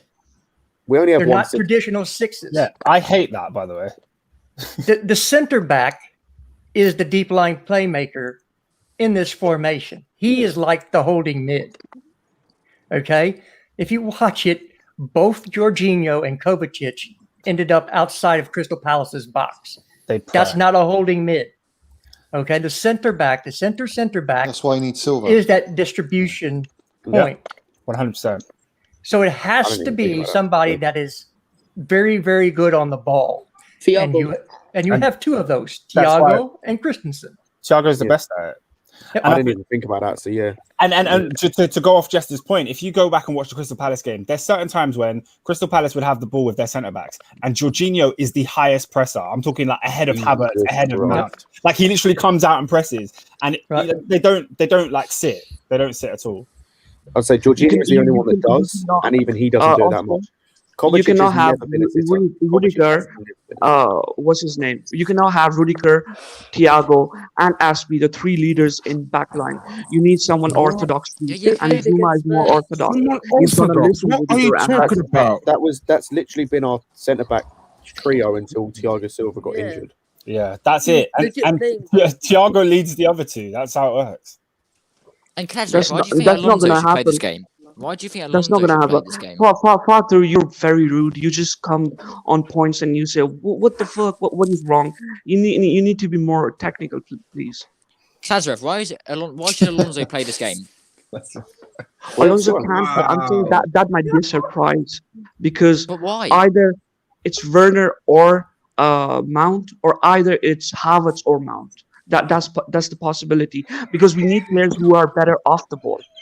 In this game, we're going to be focusing on players who are better off the ball. So, for example, the Jester was saying we're going to have a Giroud. We might start with Giroud. Have you seen Giroud and Tammy Abraham heat map? They hardly goes Don't away. test my temper, please. Ramadan's tomorrow. They hardly goes away. But where would Alonso fit in then? Just ahead of Chilwell, just internal wings. Just ahead of Chilwell. That's it. Because Chilwell can defend and Alonso can attack. Yeah, but hang on. You've just said your points don't make sense. You've just said we need It does players make who are sense if better. you're able to understand it. Hang on. So don't tell me it doesn't make sense. You've made your point. You've just said that you want players playing that are better off the ball than on the ball, and Alonso is by far and away our worst defender. So please tell me how that makes sense. Listen, I'm not Also, talking. you Chilwell said is that you there want for. up front. You want Chilwell, either Havertz and Mount or Havertz and Chilwell Werner. is there to defend. Yeah, but why are you playing Alonso then? Because Alonso can also defend. And we are Alonso would be changing the playing the game. left side. Have you seen Alonso Attack. defending this season? No, Like, he's he's saying Is he a Alonso defender or not? Is he a defender or not? Yeah, but Is he defending can't natural defend to Alonso or not? Yeah, but We're not Alonso talking about what's horrible, what's not horrible. What we are saying, what the natural positions are. yeah, but we don't need 7 defenders on the pitch. Like that's just. But they can be attacked. They can attack. Alonso can attack. Mount can attack. Yeah, but then have Alonso attackers is on slower than a but snail. then if they can attack, play people who are natural attackers. Yeah, on that that's silly. That's silly. Make it make sense, man. Klasrev, we've got Odoi, we've got Ziyech, we've got Pulisic, we've got Werner, we've got Mount Havertz. Why the fucking hell are we going to play Alonso up there, bro? It's possible because natural qualities. And also, why would you want not like Orthodox? that's going to happen, but it's possible.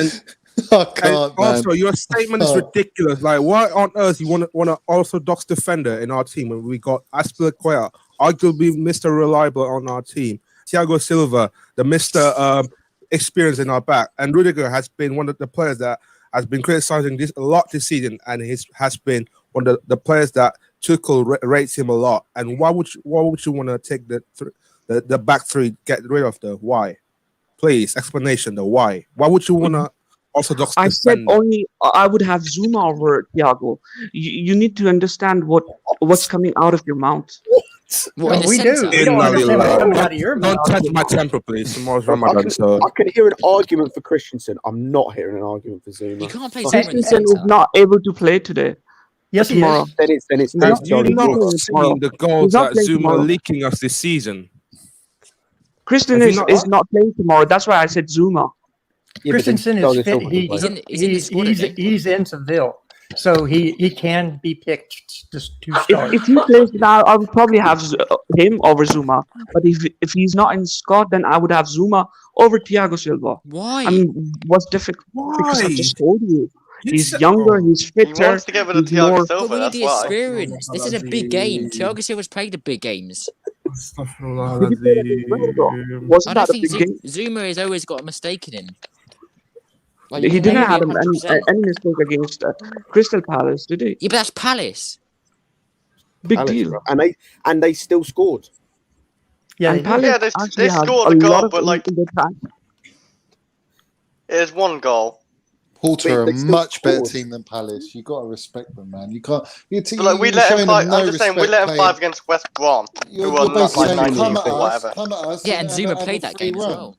Yeah, and Listen, so was like Christian listen. and what's his name? Not Rudiger. Silva did play a little bit until we got the red card. It's a mess like And that. you can talk shit about Zuma, but end of the day, it's Tuchel do. who's going to put the team sheet. Yeah, but So no when one's Zuma not- is Of not course, there, of course, yeah. Of course. What are you Zuma's talking a about? decent player, but Silva's just No out of one's this game. no one's even saying anything bad about Sorry, Zuma. Klasrev, mate. You know what I mean? You've got to play Thiago Silva out of Thiago Silva and Zuma, right? No he doesn't contest. have It's, legs. it's, it's, man. He it's doesn't like have there's the no legs. debate He's about He does it. have the too old. legs. Listen, He's he's got the 26, man. ball out from the back. Zuma can't play. He's got 2 left feet. Zuma under pressure, we will concede. We will concede a Yeah, he goal. panics. He looks Zuma like will- an He offensive hasn't got roller the composure. skates. He hasn't got it. He With the did ball play at his against feet. Paul last time, though, right? No. Klasev, you're sounding like you got Thiago Silva agenda. Yeah, I don't get why this is He even a does. I'm not conversation. talking about Thiago Silva's gender. He's an amazing are. legend, but You end of the sounded day, like you don't play legend all the Silva time. agenda. Well, anyway, What? guys, I gotta go to work.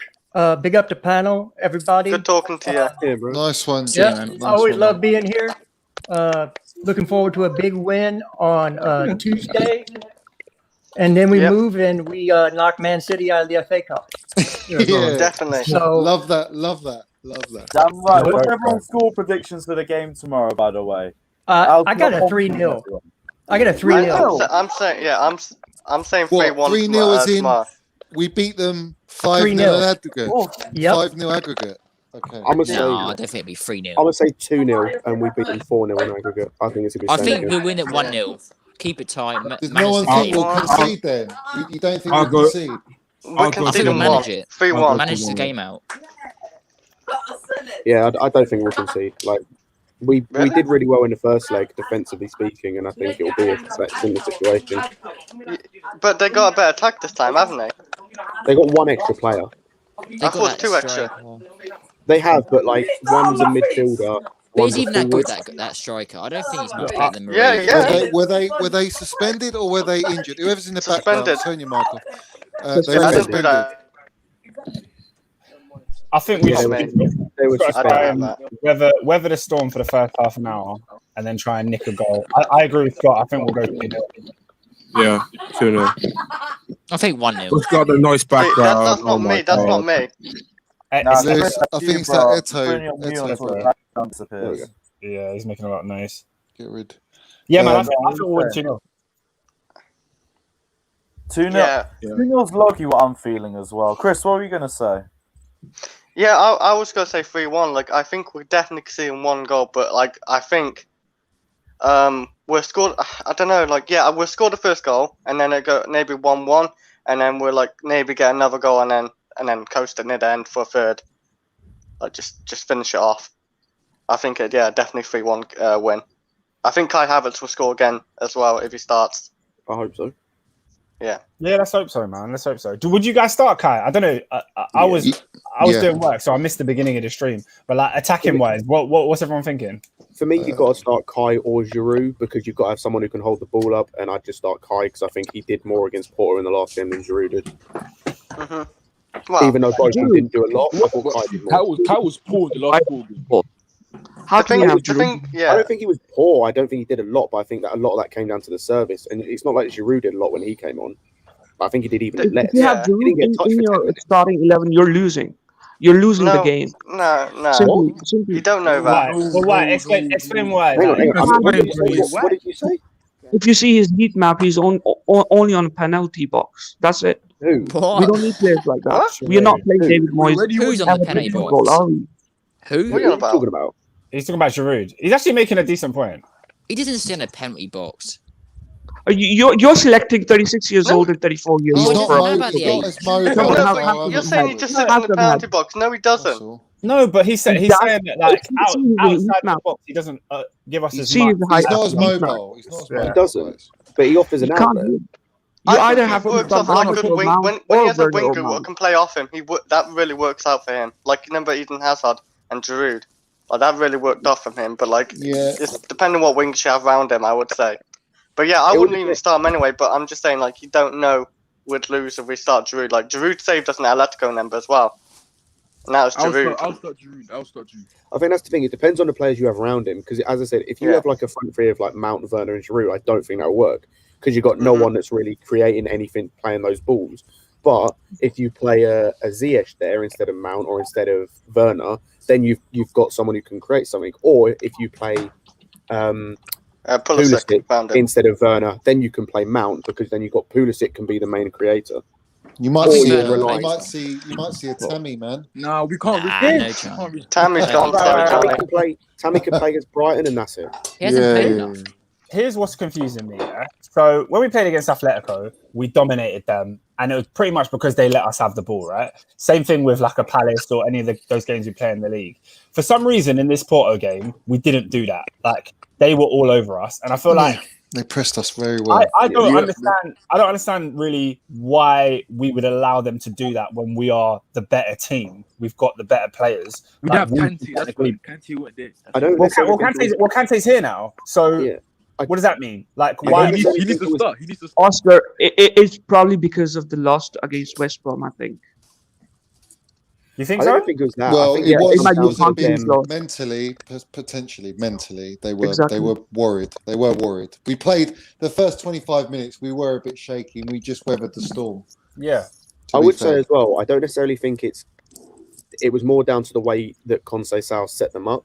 Like we've seen it before against Barnsley, where a pressing team, once a team presses and comes out at us, we don't tend to deal with it that well. So it's not like there's not precedence for that how they played against us. It's just I don't think it's anything we did necessarily wrong. It was more the way they set up against us was kind of perfect to counteract the way we play. Scott, can you explain me why would you not have Mount? I mean, why would you have Ziyech? To rest him because I don't feel he's needed for this game with the scoreline. I don't think we're in any danger, depending on who plays in that back line, of losing. Personally, like we might concede, but I don't think we'll lose. And for me, I just rest him to make sure he's fully fit for the City game because I think he should be playing in that City game. That's the only reason. I'm not saying it's because he's a bad player or anything like that. It's more a case of make sure he's fully fit for that City game. And he's not needed like to the point where we'll lose without him, sort of thing. I think we need Mount, especially for this. Oh yeah, of course. Mount is very pivotal to this game. I think it's a tailor-made Mount game. He's our most important player. He is. And he's the only one guaranteed to be in our side next year out of everyone. Who's our more important player, Scott? Mendy. I'll tell you one thing about Mendy. Mendy's got a really good defense in front of him. Very good. Johnny, there has been games where Mendy has saved us. No, I'm not denying that. I'm not denying that. That's not a fact. The save Mendy made against Porto, right? That was actually a bad positioning, and that was actually a bad shot from Mariga. The bad shot cancelled bad position. That's what happened. Mistake. Yeah, but it doesn't matter. That's the one. It doesn't matter. Like Mendy gets in the way of everything, and he's doing things that other keepers in the league are not doing. Like all the top keepers around are making mistakes, right? I'm glad that someone brought up as well, making the point that he's got a good defense. Someone Tyrese said he gives the defense confidence. Exactly. You saw how Liverpool were when they had Adrian in goal. They might have a sick defense, but if they got Adrian in goal, it offers more. At the end of it, if he's keeping clean sheets, he's doing his job. And even like you look at Alisson, like he considered a goal against Real Madrid that he probably should have pushed out. When Mendy had a similar chance, he pushed it out. So even Edison, when he's coming out with the ball, like Bellingham should have scored and he would have made a mistake. So we criticize Mendy so much, but when he's doing the basics and he's making those saves, you might think it's just basic, but it's adding to our team. The top goalkeepers in the world are making mistakes. So when Mendy's not, we've got to give him credit. Yep. But I do think our most important player is Mason Mount right now. He's won me over this season. He's proved that he needs to start in these kind of games because he sets the tone for us, and he's not like a passenger in the game, which I fear some of our other players can become. Like Havertz sometimes, Pulisic sometimes. The game just passes them by, and Mount doesn't allow that to happen. And in a day when we need like full concentration to not like allow that, I think we need Mount. Yeah, and his off the ball movement is so better than KDB. He literally is a generational player now. And who? KDB. His off the ball movement, he runs. He can play 2 games in a week. Are you on that Mount? And recently under Tuchel, he has improved so much. And he's the one who's gonna introduce Force 8. Who are you talking about? I don't know. False 9 is finished. Messi doesn't always play false 9. False 9 is finished. No, it's finished. It's old. It doesn't. It's all by the false 8, right? Yeah, but KDB plays false 9 sometimes for City. False 9 has been identified by team formation. So it's all about the false 8. So yeah, we got it. False 8 and false 8, false 9, false 8. It's a bit advanced kind of formation. You got a false 10. Oh my! False 10 and false 8. Mount is false 8, and do we have false 6s? Werner, Pulisic. What are you on about? In German we say twin 6. Twin 6. Jorginho and Kovacic are twin 6. We can have Edouard Mendy playing the false goal. I don't give a shit. I don't give a shit about that because I know my football. Yeah, I'm not denying that, but do we have false 6s? We don't have 4 6s. It's called twin 6. I was just wondering how many falses we have. It's called twin 6. Kovacic and Jorginho are twin 6. This is your element, bro. Yeah. What am I hearing, man? What the hell am I hearing? We've got false 10, false 8. What the fuck is a false 10? And twin 6. I don't know. The false 9 is dead. I'll tell you. It's a cam position, right? 10 is a cam it's an attacking midfielder. Oh, can we stop just renaming these things? Can we just not? Like, so what are you about? Football hipsters here. Look, guys, when two people play the same position, there's ways to play it differently. It doesn't mean it's a whole new name and a whole new thing. You can be a number 8 that's more attacking. You could be a number 8 that's more defensive. So was score attacking 8s, right? Was Zidane a false 5? A false 5 then? What? No. Listen, the modern football is changing. There's a lot of different formations are coming in, and listen, by using a term called pivot, lower block, and false 9, it doesn't mean you know about football. There are new terms coming in, so you need to be updated with those new terms. But where Like, have you got this from? You're Yeah, smoking listen, the I'm high telling you, as possible. Who rather told you than that what term, you're though? Who told you that term, bro? Yeah, who told you it? Where did you get this Tuchel from? told Why, me, why right? don't why don't you Tuchel say told me. instead of a We fourth, have why a don't you Tuchel. say Bro, We have why brilliant don't managers Kazrev, nowadays. why don't you say they're a hybrid, bruv? Why are you saying they're false, like false 8, false 10, false wing backs, false Use centre real back? I'm going to football. say the whole Sorry. point. There's The false whole 8 point of the and false false in the 10. false 9. False The 8 whole point is a in the modern false. phenomena, right? What do And you false mean? 10, keep on laughing. I don't give a shit, man. Keep on laughing. I've never heard anyone say a false 8 before. Because it's No, a no. new term. It's a German term. You get a What do you hybrid mean? of It's a new you get a modern hybrid I of have phenomenon. the other 8, 10, or Potter is such a fucking annoying prick. I'm off. I'm going because I can't fucking deal with this guy called Potter. Who? I'm Fine. done Brother? with him. What did I That's the way go. He's All you laughing. fucking do is you talk I don't bullshit. understand, man. He comes up to me and he's like, "Oh, you should speak. Oh, you should speak. You should speak." He doesn't give you any information, does he? He doesn't give you any insight into football teams. Listen, bro, Oh, you have your opinion, but I You're don't agree literally with it. you're going around in circles trying to make a point. Like, I am not. please, you are. Everything you've just said that a false 10 is an attacking midfielder. Of course, so they're He's a number 10. confused. He's confused. You've said that a false 8's this new term, and that if you use terms like false 9, false low wing block, back, and Scott, pivot. false wing back. Oh Look, yeah, John, one of them as can well. you just let him The speak? whole point of why the term false 9 came about is that it was a number 9 who played different. It came from Messi, who played as a number 9 but played a different way to a natural number 9. Playing as a number 10, it's not false 10. You're playing the same way, like unless it's a different playing the system 10. that yeah, Right? exactly. Can I explain you You're right just now? playing a 10, bro. Can It's the I same explain with you the right now? Listen, the false 9 came into being because what you do off the ball move, It's like a right? centre forward, isn't it? False 9? Can I fucking speak? Are you going to give me a chance, or I'm just gonna go now? I thought you were gonna go Can you off, give me? man. Stop laughing, because Yeah, stop okay, let him laughing. speak. Let him speak. Go on, go For on now. false 9 came into being to clear out what person does off the ball, right? When Messi system got found out, the false 9 got found out. Now it's about false 8 and false 10. What people do off the ball. Laugh as much as you can. Laugh as much as you Genuine can. question. Hang on. Genuine question. What does the false 10 do? False 10 is a position describes what a cam does off the ball, right? What he does. Are you gonna let me speak? Go on, Klasef, you got the floor's yours. I'll mute everyone. Go for it, please. Listen, false 10 is 10 is a natural normal position of a cam, right? False 10 is what he does off the ball. What he does off the ball is he comes from wing. He comes from wing to internal cam position, and he takes the ball. That's what false 10 is, which is Pulisic, Werner, and Havertz. No, at all. Yes. Havertz is a false 9. He's not a false 10. He's not. Havertz is not false 9 anymore because false 9 is not a player. False 9 is a system. And that false 9 has been found out. That's why Barcelona is not in the Champions League. Are they? Yeah, but Kazrev, doesn't Kevin De Bruyne play false 9 for City? Kevin De Bruyne plays false 9 for City. Kevin De Bruyne, listen, KDB used to play box to box, right? He was 8. He's a typical 8. And Mason Mount is a modern false 8. A box to box in his life. What?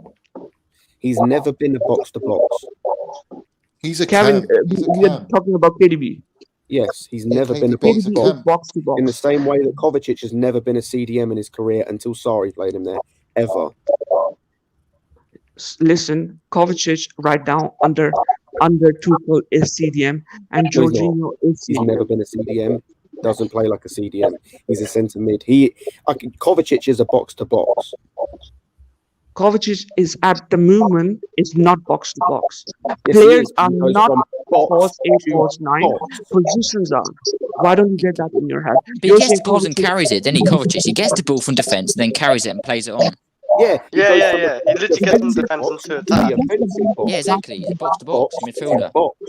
I'll tell you what Kovacic does. Okay, when he gets the ball, he gives back to the defense or the lane or the wing backs.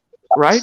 But when he's attacking, right, they have the possession, he does is give long balls to Hudson Odoi, Reece James, or he gives long balls to Chilwell. Jamie, there's a bit or of a background noise with you, so I've got to put you on mute still. Go for it, Class F. Yeah. Right. Oh, what do you mean? Listen, you're talking about Kovacic, right? Kovacic's job is to pass back and give it to wings, right? But when we are on a position, what Kovacic does, he gives long balls to Odoi or Reece James or Chilwell or Werner. That's his job is. How do you know what his job is? Do you watch football? Do you watch games? Yeah. No, but so how do you know what his job is? I'm not talking about because what you're talking about is what he does or doesn't. That's 3-5-2 formation. How do you know what his job is? Because I tell you now, go and watch the Porto game and he didn't do anything of what you just said. So tell me how you know what his job is. Because we are playing 3-5-2 position, right? We're not. We're playing 3-4-3. No. Yeah. Nope, you're wrong. We're playing that. I'm not We're wrong. not playing. We're not playing. We're not playing three midfielders in the three at the back. 3-4-3 or 3-4-2-1 if you want to be technical about it. Regardless of what formation we play, that doesn't determine a specific. Listen, I'm going to tell you right now. If you listen, the Tuchel will not be telling you what position. Listen, whatever comes on the what do you call sheet that we are playing that formation in game, everything changes. So we become 3-5-2 in the game. Yeah, I can agree with actually. Formations do change in the same. No, they do. But again, it comes down to the what's it called? What's it called? What's it? You know where they bring up I can't think what it's called. Where the position you've taken up most in the match. I can't think what the fucking thing's called. But yeah, most of the time, the way when you see that. Against the Leeds game, it came up, and we were playing a 3-4-2-1. Yeah, that's more or less. People might interchange. When we go so far from the lineup to the system that we're playing or who's playing. I've had so many fucking wild takes. What lineup would you want to see, Class M, start to finish? Then we can try and delve into it deeper from there. Listen, it's very rotational. It depends on in-game. What the team is doing. But what would you like to see the starting lineup as? Starting lineup against whom? Porto tomorrow. What I would like to have, or what Tuchel might bring. You. What's your lineup? Yeah, just my lineup would be the keeper Mendy, Ashby, Zuma, Rudiger, Chilwell, Reece James, Jorginho, Kovacic, Mount, Werner, Howard. That's mine. That's what I would like to have. So on did you say left wing back or did I miss anyone? Chilwell. Okay. I said Chilwell. Did you say Alonso earlier? So would a lot of you not play Kante in this game? He did my lineup except for Zuma, basically. Wait, Lewis, explain why you wouldn't play Kante. Because we struggled enough with the press of Jorginho and Kovacic playing without Kante playing, who loses the ball way more than the pair of them do. So I would be really worried about him against Porto's press. Don't you think Kante is much better at winning the ball back than any of those two? He is better at winning the ball back, but he loses the ball continuously way more than they do as well. Jorginho and Kovacic retain possession better, and in my opinion, that's an element of defending in itself. If they don't have the ball, they can't attack. Also, didn't Lewis also say Kante is also injury prone though? I think what Lewis said. I think Lewis said we want to ease Kante in the team. He has been eased in though. He played. This isn't easing Kante in. This is tactical. I wouldn't start him this game. I wouldn't start him the City game. I'll start him against Brighton. I think he'll struggle against the press against both teams. True. Nah, I start Kante tomorrow. Yeah. I definitely will. Only because the reason I start him is because I want they're going to get chances from that midfield three from Oliveira playing, and I think having Kante there breaks that up. Yeah, he'll be a bit suspect maybe under the press, but I think if they can't create anything because Kante won't let him create anything in that midfield, then I think we'll stand a better chance of. Who do you put next to him then? Kovacic or Jorginho? I drop Kovacic. I already said he offered nothing in that game against. So you played Jorginho and Kante. Yeah, for me, Kovacic offered nothing in that reverse leg against Porto. Every time he beat the press, he would pass backwards. Like every long ball we tried didn't come off. Like, Yeah, I just maybe. don't think he offered anything. Oh, you're on about dropping Kovacic. I thought you were on about dropping Jorginho. And also, as well as Fata mentioned, Kovacic on a yellow, he will get booked if he plays. So the would you have didn't Fata just say- Kante on the left or on the right? Which care. position are you talking about? No, Kante don't play for me. Kante doesn't. That's fair, but I don't know. Like I have that funny feeling that it's going to overrun us again, and I feel like Kante, for that defensive ability he has. No, I get that, he'd be but we're good all for it. talking about how he can break up play, and he's the best midfielder we got for breaking up play. But then he loses the ball afterwards, and then that's the problem. But I think he does lose it. I think it for He me, loses the ball a lot more than he usually does. Lewis, I agree with you. He does lose the ball a lot, but I feel like Kante is more useful when we're playing a team who we don't have the ball as much. Like when we play against Brighton, we're going to dominate possession. We're going to keep the ball a lot. So Kante then he just like doesn't do too much. He ruins the creativity of the attack sometimes. I feel like. But in a game where they're going to be pressing us, we need Kante, man. I feel like I need the energy of Kante No, as well. because if we're making a case for when he's dealing with a press and trying to release the ball afterwards, that's where the problem is. Like Jorginho and Kovacic, they can handle that. Yeah, maybe they misplaced passes too. I was going to say, like, that's improved the last few days. So I've got no reasons not to bench the pair of them. They both make each other better, and we're more stable in possession with the pair of them compared to when Kante plays with either of them. So it's like, how do you drop them? The one counter I'd have to that in terms of the press thing is I wouldn't exactly say that Kovacic and Jorginho handled the press in the reverse leg. So Kante not handling the press isn't like we already saw it. I don't think they did, and that was the point. Talking about another team what presses, Liverpool presses, right? Yeah, and they played really well against them. But Liverpool was in the middle of the home losing streak. Like, I also don't think we didn't face the best of Liverpool, did we? Who did they have? No, we didn't play the best of them, no. But that Grujic guy, didn't they? Like, come on, Fulham came 3 days after and beaten by the same scoreline. So, like, I get the point you're trying to make. Kante balled out against Atletico Madrid as well. I will give him full praise for that performance. I didn't even expect that too. But Atletico Madrid, their midfield was poor against us as well. You have to take context into account for a lot of these. The only game where I'll say there was a pressing team they excelled against was Leeds United earlier on in the season. But Leeds, they always overcommit like that, even against the big teams. So which is why there's always holes in their play as well. I respect the way they play, but there's a reason why they're 10th and they're not trying to compete for Europa League spots. There's a reason for it. Manchester City, a proper team, bullied him. Absolutely bullied him. Southampton, a proper pressing team, bullied him. Lost the ball a ridiculous amount of time. So that's why I'm always going to hold these reservations until I see it in a more consistent basis. Wow. Yeah, there is certain games where he has played badly, and there was another game he did play well against was Man United, who are second. I agree with you, Lewis, and also he's not. I agree with Lewis, and he's not also fully match fit for me sharpness wise, so it will be a risk. Yeah, and Kante would come in second half. Kante would probably come in second half and take Mount's place. That's possible. That's one thing we can all probably agree on. That's fine. That's fine. There's definitely one thing we can all agree on. We're so lucky with like depth. Even with a Kante on the bench, that's like a good thing to have. Like bring him on. You see how we're arguing about how to get N'Golo Kante into this fucking midfield, and people will say that we don't have depth. Ridiculous. These are the selection headaches that we want. Yeah, Kante don't make our best team right now. That shows how strong our team is. And you need depth if you want to go all the way in the Champions League. So these are the sort of debates that we want to be having. Not this fucking Barkley or Bakayoko or whatever the fuck problems we had a few years ago. This is the real debate. But yeah, guys, I do have to jump off as well because I promised Lawrence I was going to head on to a stream. Everyone, rush off to Lawrence's stream already. Tell him I sent you there if you guys haven't done so already. Smash the like and subscribe button. Big up all you guys who are locked in. We'll be back tomorrow for the live review. Hopefully after a W and no real big talking points because if it goes to extra time or anything, I can't be asked. But yeah, big up everyone who's locked in. Smash the like and subscribe button. And yeah, also let us know if you want to do a Raw After Mania stream.